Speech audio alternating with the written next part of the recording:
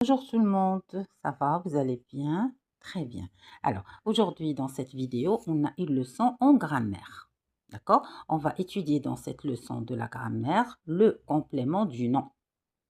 Alors, comme vous l'entendez d'après le titre, on a le complément du nom. Ça veut dire qu'on va ajouter un mot ou plusieurs mots pour compléter un nom, tout simplement. On va ajouter un mot ou bien un groupe de mots, ça veut dire plusieurs mots, tout simplement, pour donner plus de précision ou bien de détails au nom à qui on va ajouter.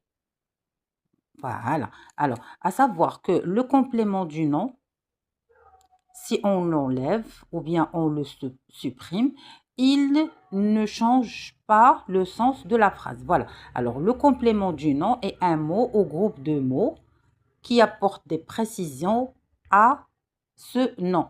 Ça veut dire que le complément du nom ajoute des précisions ou bien donne plus de détails et de précisions au nom à qui on va ajouter.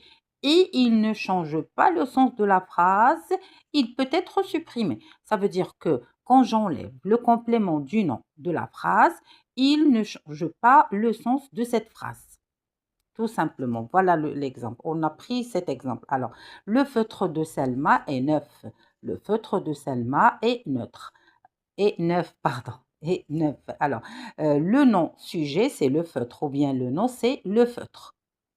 Là, normalement, la phrase, c'est le feutre est neuf.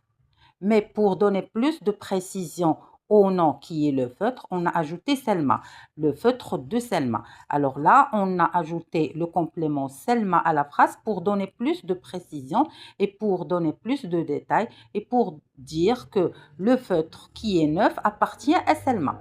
Alors voilà, le feutre de Selma est neuf. Je peux enlever de Selma sans que ça ne change le sens de la phrase et la phrase va rester correcte. On va dire le feutre est neuf et la phrase est correcte comme ça.